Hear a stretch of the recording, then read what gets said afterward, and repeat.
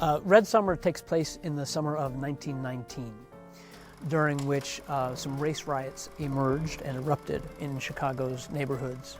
It focuses primarily on two families, one white, one black, two soldiers who have just come back from World War I. They live very segregated and separate lives, but during this time and during this event, those two worlds really literally collide. Most American musicals come from an operatic tradition where you sing everything.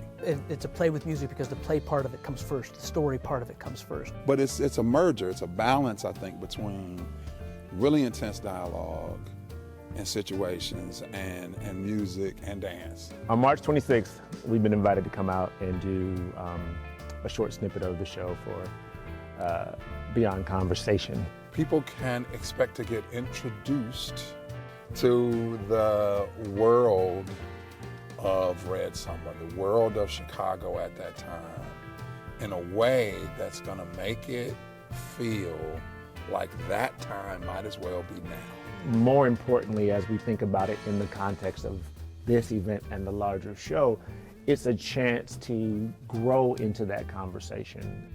That's an opportunity of the March 26th event, to be in a room together with scholars, with academics who know a lot about this. And it's an opportunity to hear from them and get them into the room so the play and the history are in really active dialogue in that way, and that the people in the room are in active dialogue with each other as well.